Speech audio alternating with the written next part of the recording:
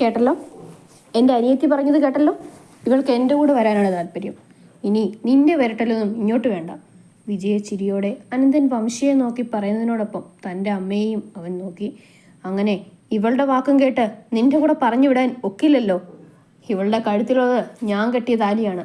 ഇവളുടെ കഴുത്തിൽ ഞാൻ കെട്ടിയ താലി ഉള്ളിടത്തോളം കാലം ഇവൾ എൻ്റെ കൂടെയാണ് ജീവിക്കേണ്ടത്. അനന്തൻ്റെ മുന്നിൽ തോൽക്കാൻ വയ്യ എന്ന മട്ടിൽ മറ്റൊരു ഏറുകൂടി എറിഞ്ഞു വംശി. അവനറിയാം കല്യാണിക്ക് താലി എന്നത് എത്രമാത്രം പവിത്രമാണെന്ന്. അതൊരിക്കലും അവൾ അഴിക്കാൻ ശ്രമിക്കില്ല. അതുകൊണ്ട് തന്നെ താലിയുടെ പേരിൽ അവളെ തൻ്റെ അടുത്തേക്ക് കൊണ്ടുവരാനായിരുന്നു വംശിയുടെ ഉദ്ദേശം. എന്നാൽ അവൻ്റെ ഉദ്ദേശം തള്ളിക്കളഞ്ഞുകൊണ്ട് തന്നെ പുണർന്നിരിക്കുന്നവളെ പതിയെ അടർത്തി മാറ്റിക്കൊണ്ട് അവളുടെ കഴുത്തിൽ നിന്നും താലി പൊട്ടിച്ച് അനന്തൻ വംശിയുടെ നേർക്ക് എറിഞ്ഞിരുന്നു. പ്രതീക്ഷിക്കാതെ ഏട്ടൻ തൻ്റെ കഴുത്തിൽ നിന്നും താലി പൊട്ടിച്ചെറിഞ്ഞതും കല്യാണി നിറഞ്ഞു തൂവിയ മിഴികളോടെ ഏട്ടനെ നോക്കി. അതുവരെ കരഞ്ഞിരുന്ന അവളുടെ കണ്ണുനീർ പോലും ഏട്ടൻ്റെ പ്രവൃത്തിയിൽ നിശ്ചലമായി. അനന്തേട്ടാ, എന്തായി ചെയ്തത്? മിത്രയ്ക്കും അനന്തൻ്റെ ഈ പ്രവൃത്തിയിൽ വല്ലായ്മ തോന്നി. ഇനി ഈ താലിയുടെ പേരിൽ എൻ്റെ പെങ്ങളെ അടിമയായി നിർത്താമെന്ന് നീ കരുതണ്ട. ദാ താലിയും നിനക്ക് തന്നിരിക്കുന്നു. എല്ലാവർക്കും കാര്യങ്ങളൊക്കെ ബോധ്യമായല്ലോ. ഇനി ഞങ്ങൾക്ക് പോകാമല്ലോ. അനന്തൻ എല്ലാവരെയും നോക്കി പറഞ്ഞുകൊണ്ട് തൻ്റെ അനിയത്തിയുടെ കൈയും പിടിച്ച് ചെമ്പകശ്ശേരി വീട്ടിലേക്ക് നടന്നു.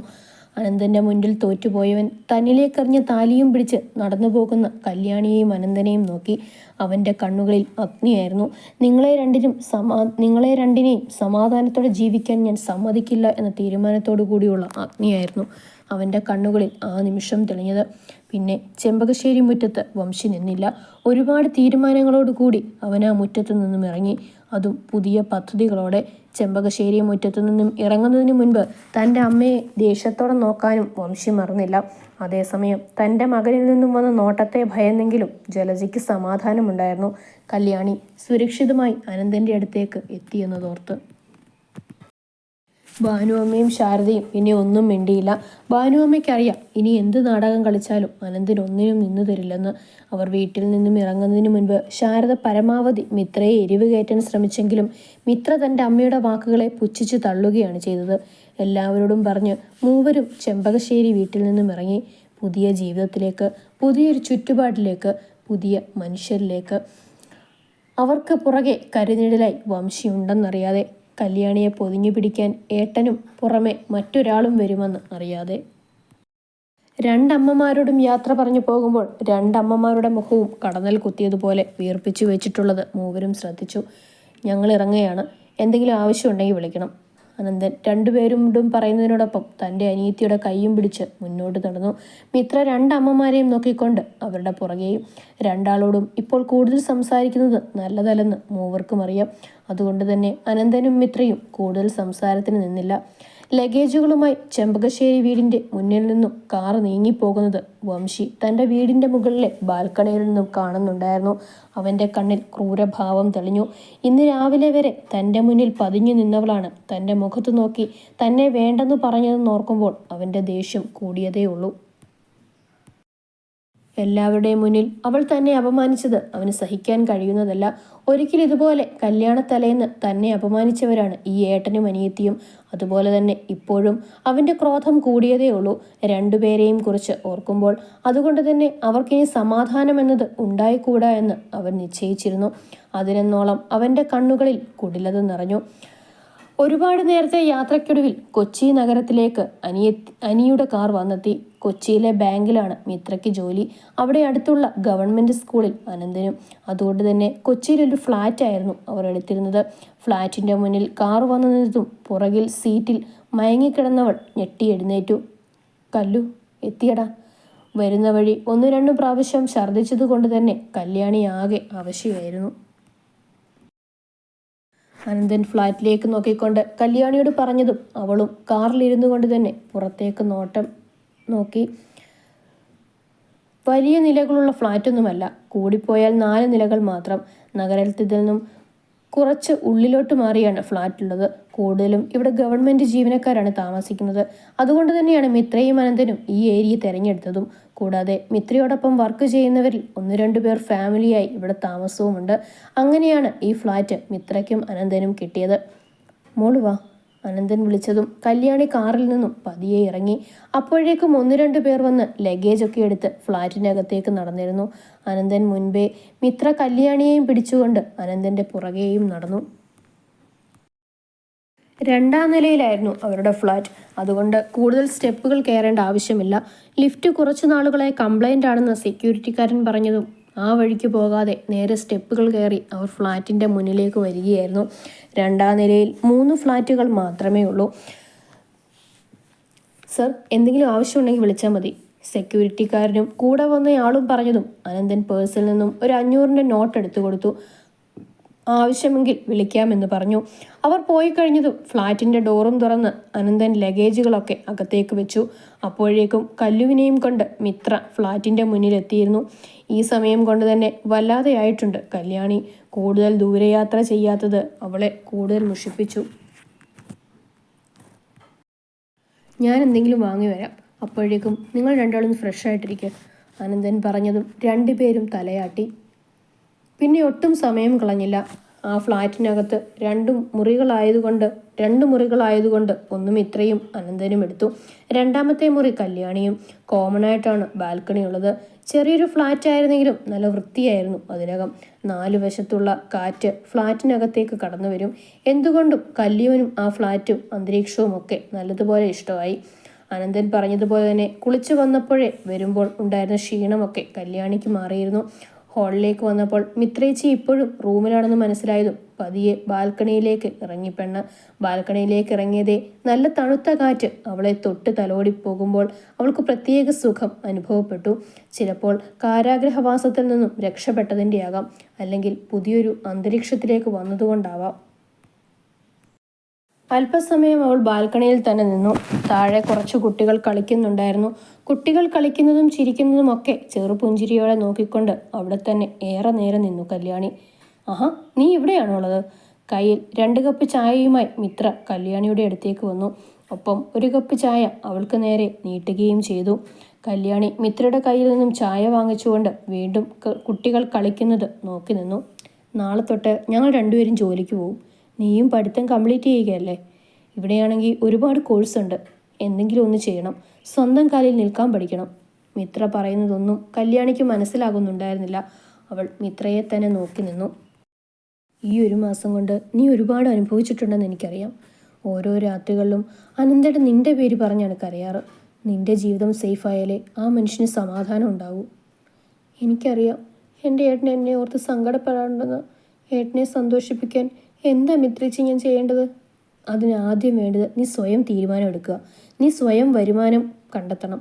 ആരുടെ മുന്നിലും തൻ്റെടിയായി ജീവിക്കണം. എപ്പോഴും പൂച്ചക്കുഞ്ഞായ ഇപ്പോൾ നീ അനുഭവിച്ചതിൻ്റെ 10 ഇരട്ടിയായിരിക്കും നീ അനുഭവിക്കാൻ പോകുന്നത്. നിനക്കിപ്പോൾ 20 വയസ്സ്. ജീവിതം തുടങ്ങേണ്ട പ്രായമാകുന്നതേ ഉള്ളൂ. നിന്റെ മുന്നിൽ ഇനിയുമുണ്ട് വർഷങ്ങൾ. എന്തിനും ഞാനും അനന്തേട്ടനും നിന്റെ കൂടെ ഉണ്ടാവും. നീ സ്വയം തീരുമാനമെടുക്കണം. എപ്പോഴും മറ്റുള്ളവരുടെ ആശ്രയത്തിൽ കഴിയണമോ അതോ സ്വന്തം കാലിൽ നിൽക്കണമോ എന്ന്. നിന്റെ ജീവിതം സേഫായാൽ അനന്തേട്ടൻ്റെ മനസ്സും സന്തോഷിക്കും. ഇല്ലെങ്കിൽ ആ മനുഷ്യൻ എന്നും നിന്നെ ഓർത്ത് വേവലാതിപ്പെടുകയുള്ളൂ. എനിക്കിവിടെ ഒന്നും അറിയില്ല. ഇപ്പോൾ മിത്ര പറയുന്നത് എന്താണെന്ന് അവൾക്ക് തിരിച്ചറിയാൻ കഴിയുന്നുണ്ട്. പക്ഷെ പെണ്ണിൻ്റെ മനസ്സിലെ ഭയം ഇപ്പോഴും അകന്നു പോയിട്ടില്ല. അത് അവളുടെ വാക്കുകളിലും പ്രകടമാവുന്നുണ്ട്. നമുക്കെല്ലാം പരിചയപ്പെടാം. അതിനു മുമ്പ് മോൾ സ്വയം പ്രാപ്തമാകുക. മോൾക്ക് എന്താണോ പഠിക്കാൻ ആഗ്രഹം അത് ഏട്ടനോട് പറയുക. ഞങ്ങളിവിടെ 3-4 വർഷം എന്തായാലും ഉണ്ടാവും. ആ വർഷക്കാലയളവിൽ മോൾ സ്വയം പര്യാപ്തത നേടണം. കാര്യങ്ങളുടെ ഏകദേശ രൂപം കല്യാണിക്ക് പറഞ്ഞു കൊടുത്തുകൊണ്ട് മിത്ര അകത്തേക്ക് പോയി. മിത്ര പോയി കഴിഞ്ഞതും മിത്ര പറഞ്ഞതൊക്കെ ഓരോന്നായി ആലോചിക്കാൻ തുടങ്ങിയിരുന്നു കല്യാണി. ഒരു തരത്തിൽ മിത്രേച്ചി പറഞ്ഞതാണ് ശരിയെന്ന് അവൾക്ക് തോന്നി. പഠിക്കണം. തന്നിൽ നിന്നും നഷ്ടമായതൊക്കെ തിരഞ്ഞെടുക്കണം. തൻ്റെ മുന്നിൽ ഇനിയും വർഷങ്ങളുണ്ട്. അവളും ഉറച്ചൊരു തീരുമാനം എടുത്തിരുന്നു. 2 ദിവസങ്ങൾ കഴിഞ്ഞു. മിത്രയും അനന്തനും രാവിലെ ജോലിക്ക് പോയാൽ വൈകുന്നേരം തിരിച്ചു വരും. ആ സമയം അത്രയും കല്ലു ഫ്ലാറ്റിൽ തനിച്ചായിരിക്കും. 2 ദിവസം കൊണ്ട് തന്നെ അവൾ വല്ലാതെ മുഷിച്ചിലറിഞ്ഞു. മിത്ര പറഞ്ഞതുപോലെ എന്തെങ്കിലും പഠിക്കണമെന്നും അവൾ തീരുമാനിച്ചു. പക്ഷെ എന്തു പഠിക്കും? ജീവിതത്തിനിടയിൽ തനിക്കൊരു ആഗ്രഹങ്ങളും ഉണ്ടായിരുന്നില്ല. എല്ലാം ഏട്ടൻ തന്നെ തീരുമാനിച്ചതായിരുന്നു. ഡിഗ്രി എടുത്തതും ഏട്ടൻ പറഞ്ഞിട്ടായിരുന്നു. ഇനി മുന്നോട്ടുള്ളതും ഏട്ടനോട് ചോദിച്ചിട്ട് തന്നെ ആകാമെന്ന് അവൾ തീരുമാനിച്ചു. അങ്ങനെ ഏട്ടൻ്റെ താല്പര്യാർത്ഥം അവൾ MAക്ക് ജോയിൻ ചെയ്തു. അതിലൂടെ ഏട്ടൻ്റെ പാത പിന്തുടരാൻ തന്നെയാണ് അവൾ ആഗ്രഹിച്ചത്. ദിവസങ്ങൾ വീണ്ടും യാതൊരു മാറ്റങ്ങളുമില്ലാതെ കൊഴിഞ്ഞുപോയി. ഇന്ന് തൊട്ടാണ് കല്യാണിക്ക് കോളേജിൽ പോകേണ്ടത്. ഇവിടുന്ന് കഷ്ടിച്ച് അരമണിക്കൂർ യാത്രയുണ്ട് കോളേജിലേക്ക്. ഏട്ടനും മിത്രയ്ക്കും ഒരേ റൂട്ടിലും കല്യാണിക്ക് വേറെ റൂട്ടിലുമാണ് പോകേണ്ടത്. പറഞ്ഞതൊന്നും മറന്നിട്ടില്ലല്ലോ. എന്താവശ്യമുണ്ടെങ്കിലും വിളിക്കണം. കഴിഞ്ഞ ദിവസം തന്നെ പോകേണ്ട റൂട്ടും മറ്റും എല്ലാം മിത്രയും അനന്തനും കല്യാണിക്ക് പറഞ്ഞു കൊടുത്തിരുന്നു. ഒരു തരത്തിൽ അവളെ എല്ലാത്തിലും സ്വയം പ്രാപ്തിയാക്കുക എന്നതായിരുന്നു രണ്ടുപേരുടെയും ഉദ്ദേശം. കല്യാണി ഒന്ന് മൂളിയതേ ഉള്ളൂ. ഒറ്റയ്ക്ക് പോകുന്നതിൽ ചെറിയൊരു ഭയമില്ലാതെയില്ല പെണ്ണിന്. പക്ഷേ ഏട്ടനോട് പറഞ്ഞാൽ അവർക്കൊരു ബുദ്ധിമുട്ടാകുമോ എന്ന് കരുതി അവളത് മറച്ചു വെച്ചു. വാ, ബസ് സ്റ്റോപ്പ് വരെ ഞാൻ കൊണ്ടുവിടാം, അനന്തൻ പറഞ്ഞതും കല്യാണി അപ്പോൾ തന്നെ ബാഗും എടുത്ത് അനന്തൻ്റെ പുറകെ നടന്നു.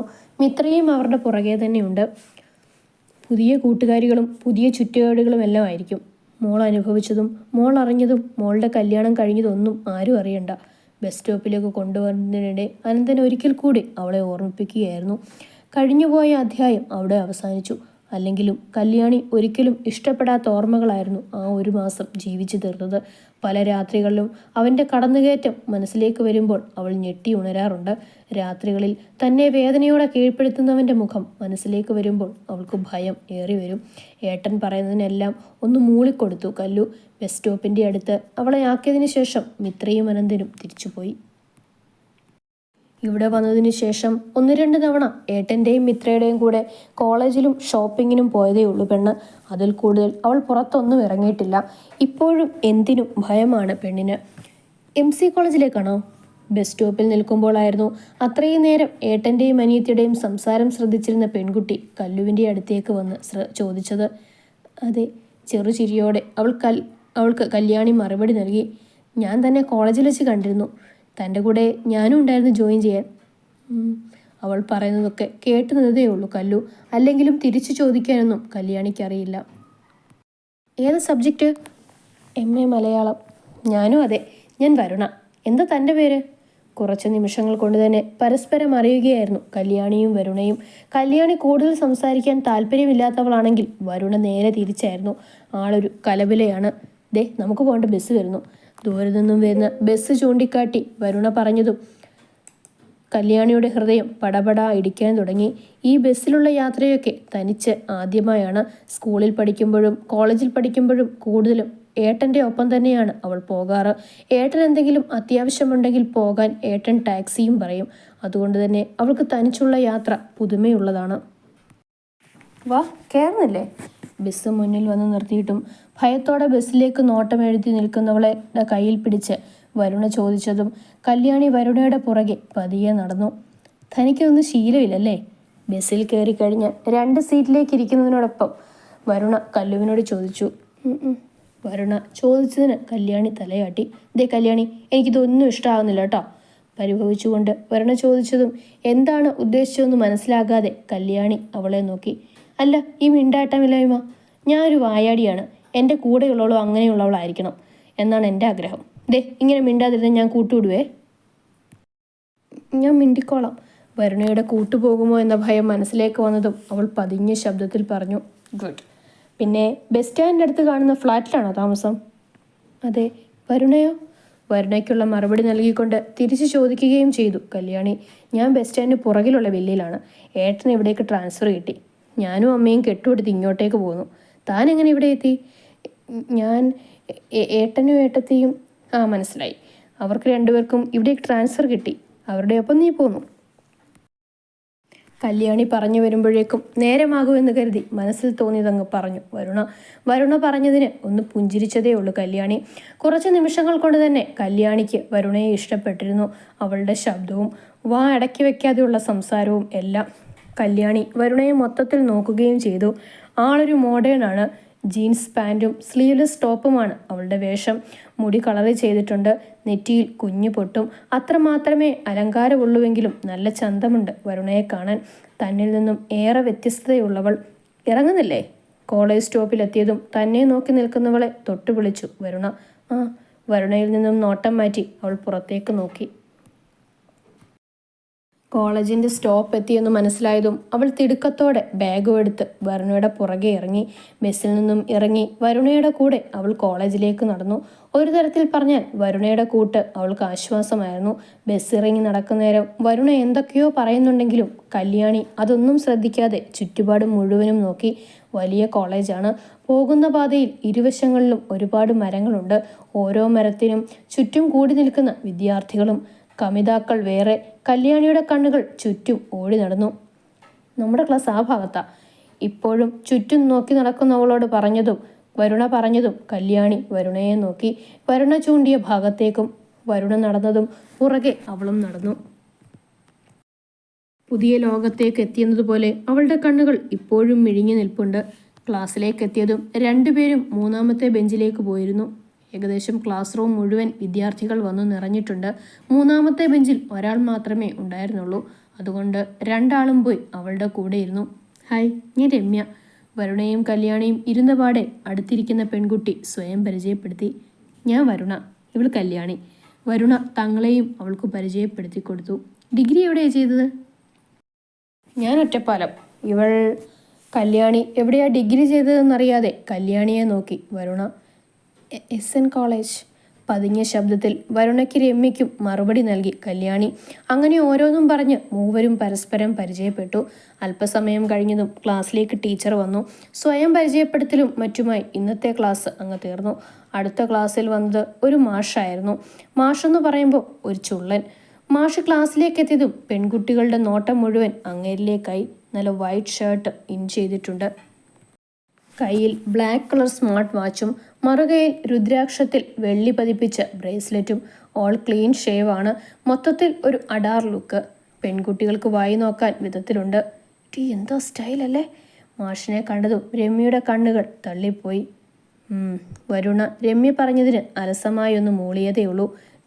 അങ്ങനെ ക്ലീൻ ഷേവിനേക്കാൾ കട്ടത്താടിയായിരിക്കില്ല ഭംഗി. അല്ലെങ്കിൽ കട്ടത്താടിയൊന്നും വേണ്ട, അതൊക്കെ ഔട്ട് ഓഫ് ഫാഷനായി. ഇത് തന്നെയാണ് സ്റ്റൈല്. വാതോരാതെ മാഷിനെ വർണ്ണിക്കുകയാണ് രമ്യ. വരുണ ഒന്നും കേൾക്കാത്ത ഭാവത്തിൽ ഇരിക്കുന്നുമുണ്ട്. തുടങ്ങാം. ഞാൻ വിഘ്നേഷ് ശിവൻ. ഞാൻ കഴിഞ്ഞ ദിവസമായിരുന്നു ഈ കോളേജിൽ ജോയിൻ ചെയ്തത്. അതുകൊണ്ട് തന്നെ നിങ്ങളെപ്പോലെ ഞാനും ന്യൂകമറാണ്. നമുക്ക് സ്വയം പരിചയപ്പെടാം. ഇന്ന് ക്ലാസ് തുടങ്ങണ്ട, ഐശ്വര്യമായി നാളെ തുടങ്ങാം. അപ്പോൾ നമുക്ക് പരിചയപ്പെടാമല്ലോ. നിറഞ്ഞ പുഞ്ചിരിയോടെ മാഷ് പറഞ്ഞതും ക്ലാസ് മുഴുവൻ ഒരുമിച്ച് എസ് പറഞ്ഞു. കുറച്ച് നിമിഷങ്ങൾ കൊണ്ട് തന്നെ വിഘ്നേഷ് സാറിന് എല്ലാവർക്കും ഇഷ്ടമായി. അങ്ങനെ ഓരോരുത്തരെ പരിചയപ്പെടാൻ തുടങ്ങി. ഫസ്റ്റ് ബെഞ്ച് കഴിഞ്ഞ് സെക്കൻഡ് ബെഞ്ചും കഴിഞ്ഞ് തേർഡ് ബെഞ്ചിലേക്ക് എത്തി. ആദ്യം രമ്യയുടെ ഊഴമാണ്. ഞാൻ രമ്യ. ബാംഗ്ലൂരായിരുന്നു പഠിച്ചിരുന്നത്. ഇപ്പോൾ അച്ഛൻ റിട്ടയർഡ് ആയതുകൊണ്ട് ഇവിടേക്ക് ഷിഫ്റ്റായി. നെക്സ്റ്റ് വരുണയെ നോക്കിയായിരുന്നു ചോദിച്ചത്. വരുണ. ഒറ്റപ്പാലമായിരുന്നു പഠിച്ചത്. ഏട്ടനിവിടേക്ക് ട്രാൻസ്ഫർ ആയപ്പോൾ ഞാനും അമ്മയും കൂടെ പോന്നു. നെക്സ്റ്റ്. വരുണയെ ഒന്ന് നോക്കിക്കൊണ്ട് കല്യാണിയിലേക്ക് സാറിൻ്റെ നോട്ടമെത്തി. പെണ്ണാണെങ്കിൽ ആകെ വിറച്ചു നിൽക്കുകയാണ്. അടുത്തത് തൻ്റെ ഊഴമാണെന്ന് മനസ്സിലായതും അവൾ പതിയെ ബെഞ്ചിൽ നിന്നും എഴുന്നേറ്റ് നിന്നു. എൻ്റെ പേര് കല്യാണി. ഏട്ടനും ഏട്ടത്തെയും. എന്താടോ, സ്വയം പരിചയപ്പെടുത്താനും അറിയില്ലേ? കല്യാണി പറയുന്നിടത്ത് നിന്നതും കൈ രണ്ടും മാറോട് ചേർത്ത് നിന്നുകൊണ്ട് സാറ് ചോദിച്ചു. അവൾ സാറിനെ നോക്കി തലയാട്ടി. Okay, sit. നെക്സ്റ്റ്. കല്യാണിയുടെ പതുങ്ങൽ മനസ്സിലായവൻ അവളോട് ഇരിക്കാൻ പറഞ്ഞ് അടുത്തയാളിലേക്ക് പോയി. അങ്ങനെ ഓരോരുത്തരെയായി പരിചയപ്പെടുമ്പോഴേക്കും ബെല്ല് മുഴങ്ങിയിരുന്നു. ഓക്കെ, അപ്പോൾ അടുത്ത ക്ലാസ്സിൽ കാണാം.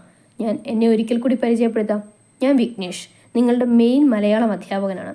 അത്രയും പറഞ്ഞ് എല്ലാവരെയും നോക്കിയൊന്ന് പുഞ്ചിരിച്ചുകൊണ്ട് സർ ക്ലാസ്സിൽ നിന്നും ഇറങ്ങിപ്പോയി. വിഘ്നേഷ് സാർ ക്ലാസ്സിൽ നിന്നും ഇറങ്ങിപ്പോയതും പിന്നെ പെൺകുട്ടികളുടെ ഇടയിൽ സാറ് തന്നെയായിരുന്നു സംസാര വിഷയം. കല്യാണം കഴിഞ്ഞതായിരിക്കും, കല്യാണം ഉറപ്പിച്ചതായിരിക്കുമോ, എന്താ സ്റ്റൈൽ, അടിപൊളി ലുക്ക്, ഒന്നും പറയണ്ട. ക്ലാസ് വിടുന്നത് വരെ അതൊക്കെയായിരുന്നു ക്ലാസ്സിലെ ചർച്ച. ക്ലാസ്സിലെ ആൺകുട്ടികൾക്ക് പോലും വിഘ്നേഷ് സാറിനോട് കുശുമ്പ് തോന്നി. വിഘ്നേഷ് സാറിൻ്റെ കല്യാണം കഴിഞ്ഞതാണോ എന്ന് എങ്ങനെയൊന്നും അറിയുക. ക്ലാസ് കഴിഞ്ഞ് ബസ് സ്റ്റോപ്പിലേക്ക് മൂവരും നടക്കുകയാണ്. രമ്യയ്ക്ക് വേറെ റൂട്ടിലേക്കാണ് പോകേണ്ടതെങ്കിലും ഒരുമിച്ചാണ് ബസ് സ്റ്റാൻഡിലേക്ക് നടക്കുന്നത്. അതിനിടയിലാണ് രമ്യയുടെ സംശയം. അവളുടെ മാത്രമല്ല ക്ലാസ് റൂമിലെ മുഴുവൻ പെൺകുട്ടികളുടെയും സംശയം അതുതന്നെ. നീ എന്താടി ഒന്നും മിണ്ടാത്തത്? സാറിൻ്റെ കാര്യം പറയുമ്പോൾ നിന്റെ മുഖം എന്താ കടന്നിൽ കുത്തിയതുപോലെ? രമ്യ ക്ലാസ്സിൽ നിന്നേ ശ്രദ്ധിക്കുന്നുണ്ട് പെണ്ണ് സാറിൻ്റെ കാര്യം പറയുമ്പോൾ മാത്രം വായടക്കി വെക്കുന്നത്. എന്താ കല്യാണി, ഇവക്കെന്താ പറ്റിയത്? ചോദ്യത്തോടെ രമ്യ കല്യാണിയെ നോക്കി. എനിക്കറിയില്ല. വരുണയെ നോക്കിക്കൊണ്ട് കല്യാണി രമ്യയോട് തലയാട്ടി പറഞ്ഞു. ഒപ്പം രമ്യയുടെ അതേ സംശയം കല്യാണിക്കും വന്നു. രണ്ടുപേരും ഒപ്പം വരുണയെ നോക്കി. ഒന്നുമില്ല, നടക്ക്. രണ്ടുപേരും തന്നെ നോക്കുന്നത് കണ്ടതും വരുണ രണ്ടിനെയും കൈപിടിച്ച് മുന്നോട്ട് നടന്നു. എന്നാലും എന്താ ലുക്കാടി, കല്യാണം കഴിഞ്ഞതാവോ? വീണ്ടും തുടങ്ങി രമ്യ. കഴിഞ്ഞു. രമ്യ ചോദിച്ചതിന് അപ്പം തന്നെ വരുണ മറുപടി നൽകി. എന്ത്? വരുണ പറഞ്ഞത് എന്താണെന്ന് മനസ്സിലാകാതെ രമ്യ സംശയത്തോടെ അവളെ നോക്കി. സാറിൻ്റെ കല്യാണം കഴിഞ്ഞെന്ന് വ്യക്തമായി രമ്യയോട് വരുണ പറഞ്ഞതും രമ്യയിൽ സംശയം കൂടി വന്നു. അത് നിനക്കെങ്ങനെ അറിയാം? സംശയത്തോടെ രമ്യ ചോദിച്ചപ്പോൾ അതേ സംശയം കല്യാണിക്കും വന്നു. പിന്നെ എൻ്റെ ഏട്ടൻ്റെ കാര്യം ഞാൻ അല്ലാതെ വേറെ ആരറിയാനോ? ഏട്ടനോ? രമ്യയുടെ കണ്ണും തള്ളിപ്പോയി. വിഘ്നേഷ് ശിവൻ എൻ്റെ സ്വന്തം ഏട്ടനാ, വരുണ ശിവൻ്റെ സ്വന്തം ഏട്ടൻ. രമ്യയ്ക്ക് മറുപടി നൽകുന്നതിനോടൊപ്പം അവൾ മുന്നോട്ട് നടക്കുകയും ചെയ്തു. രമ്യയും കല്യാണിയും പരസ്പരം നോക്കിക്കൊണ്ട് വരുണയുടെ പുറകെ പോയി. നിന്റെ ഏട്ടന് നിന്നോട് ഒരു മൈൻഡും ഉണ്ടായില്ലല്ലോ. അത്രയും നേരം വരുണയുടെ സ്വന്തം ഏട്ടനെയാണല്ലോ താൻ വർണ്ണിച്ചത് എന്നോർക്കുമ്പോൾ രമ്യയ്ക്ക് ചെറിയൊരു ചളപ്പ് തോന്നുന്നുണ്ടെങ്കിലും ക്ലാസ്സിൽ വെച്ച് പോലും ഏട്ടനും അനിയത്തിയും പരസ്പരം അറിയാമെന്ന മട്ടിൽ ഒന്ന് നോക്കുക പോലും ചെയ്തിട്ടില്ലെന്ന് രമ്യ ഓർത്തു. നിന്നോടാ ചോദിക്കുന്നത്. തനിക്ക് മറുപടി നൽകാതെ വേഗത്തിൽ നടക്കുന്നവളുടെ പുറകെ രമ്യയും ഓടി. കല്യാണി രണ്ടുപേരുടെയും പിറകിലായി മെല്ലെ നടന്നു. ഞാനും ഏട്ടനും അത്ര രസത്തിലല്ല, ഇനി ഏട്ടനെക്കുറിച്ച് എന്നോടൊന്നും ചോദിക്കരുത്. മറുപടി നൽകിക്കൊണ്ട് ഒരു താക്കീതും കൊടുത്ത് വരുണ രമ്യയ്ക്ക്. പിന്നീട് ആരും വരുണയോട് സാറിൻ്റെ കാര്യം ചോദിച്ചതേയില്ല. ആ വിഷയം അവിടെ ഒഴിവാക്കുകയായിരുന്നു. ബസ് സ്റ്റാൻഡിലെത്തിയതും വരുണയും രമ്യയും കത്തിവെപ്പ് തന്നെയായിരുന്നു. കല്യാണി ചെറുപുഞ്ചിരിയോടെ എല്ലാം കേട്ടു നിന്നു. ഒരു തരത്തിൽ വരുണയുടെയും രമ്യയുടെയും സംസാരം കല്യാണിയെ സന്തോഷിപ്പിക്കുന്നുണ്ട്. വാലും തലയും ഇല്ലാത്ത വർത്തമാനമാണ് രണ്ടുപേർക്കും. എന്താ പറയുന്നതെന്ന് പോലും രണ്ടാളും ചിന്തിക്കുന്നില്ല. വായിട്ട് അലച്ചുകൊണ്ടേയിരിക്കുന്നു. അതിനിടയിൽ നല്ല സ്റ്റൈലൻ പിള്ളേർ പോയാൽ പിന്നെ അവരെക്കുറിച്ചുള്ള വർണ്ണനയായിരിക്കും രണ്ടുപേരും. എന്തായാലും ഒറ്റ ദിവസം കൊണ്ട് തന്നെ മൂവരും നല്ല കൂട്ടായി. അധികമൊന്നും സംസാരിക്കുന്നില്ലെങ്കിലും കല്യാണിയും അവരുടെ ഒരു ഭാഗമായിരുന്നു. ഒറ്റ ദിവസം കൊണ്ട് തന്നെ കല്യാണി എന്താണെന്ന് മനസ്സിലാക്കിയ കൂട്ടുകാർ അവളെ ഒപ്പം തന്നെ ചേർത്ത് പിടിച്ചു. രമ്യയുടെ ബസ്സായിരുന്നു ആദ്യം വന്നത്. രണ്ടുപേർക്കും ടാറ്റയും കൊടുത്ത് രമ്യ ബസ്സിൽ കയറിപ്പോയി. പിന്നെയും കുറച്ച് സമയം അവിടെ വെയിറ്റ് ചെയ്തായിരുന്നു വരുണയ്ക്കും കല്യാണിക്കും പോകേണ്ട ബസ് വന്നത്. അതാണെങ്കിലോ കുത്തി നിറഞ്ഞിട്ടുണ്ട്. വരുണ എങ്ങനെയൊക്കെയോ ബസ്സിനകത്തേക്ക് കയറിയെങ്കിലും കല്യാണിക്ക് എത്ര തന്നെ ശ്രമിച്ചിട്ടും ബസ്സിനകത്തേക്ക് കയറാൻ കഴിയുന്നില്ല. ഈ ഒരു അവസ്ഥ കാണുമ്പോൾ കല്യാണിക്ക് സങ്കടവും ആകുന്നു. അതിനോളം അവളുടെ കണ്ണുകൾ നിറഞ്ഞിട്ടുമുണ്ട്. ബസ്സിനകത്തേക്ക് നുഴഞ്ഞു കയറിയവൾ പുറത്ത് കണ്ണുനീരോടെ നിൽക്കുന്ന കല്യാണിയെ കണ്ടതും ഉന്തിത്തള്ളി കയറിയതുപോലെ തന്നെ ഉന്തിത്തള്ളി പുറത്തേക്ക് ഇറങ്ങുകയും ചെയ്തു. കല്യാണിക്ക് പുറമെ ആ ബസ്സിൽ കയറേണ്ട കുറച്ചുപേരും പുറത്തു നിൽപ്പുണ്ട്. ഇനി ആർക്കും ബസ്സിനകത്തേക്ക് കയറാൻ ഇടമില്ല. കണ്ടക്ടർ ഡോർ അടച്ചതും ബാക്കിയുള്ളവർ വീണ്ടും വെയിറ്റിംഗ് സ്റ്റാൻഡിൽ വന്നു നിന്നു.